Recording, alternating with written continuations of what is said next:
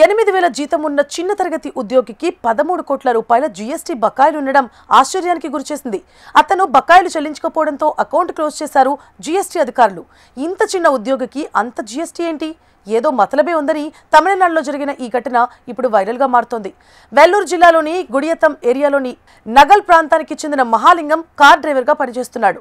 అతని భార్య Yashoda private shoe కంపెనీలో నెలకు 8,000 రూపాయల జీతానికి పనిచేస్తూ ఉంటుంది. ఇటీవలే ఆమెకు శాలరీ పడిందని విత్డ్రా చేసుకోవడానికి భర్త ఏటీఎంకు వెళితే చేదు అనుభవం ఎదురైంది ఆ దంపతులకు. అకౌంట్లో బ్యాలెన్స్ లేనట్టుగా చూపించింది. దీంతో డబ్బులు విత్డ్రా చేసుకోవడం కుదరలేదు. వెంటనే హోం బ్యాంకుకు వెళ్లి వివరణ అడిగారు. బ్యాంక్ అకౌంట్ చెక్ చేసిన బ్యాంక్ సిబ్బంది చెప్పిన సమాధానం విని షాక్కు గురయ్యారు ఆ దంపతులు. మీరు 13 కోట్ల రూపాయల జీఎస్టీ కట్టాలి, అందుకే అకౌంట్ ఫ్రీజ్ చేసినట్లు చెప్పడంతో షాక్ తిన్నారిద్దరు. చెన్నైలో ఉన్న జీఎస్టీ ఆఫీస్కు వెళ్లాల్సిందిగా సూచించారు సిబ్బంది.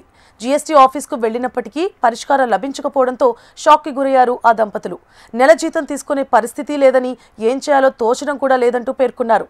ఇక కొన్నిసార్లు అధికారుల తప్పిదాల వలన ఇలాంటి ఘటనలు జరుగుతూ ఉంటాయి.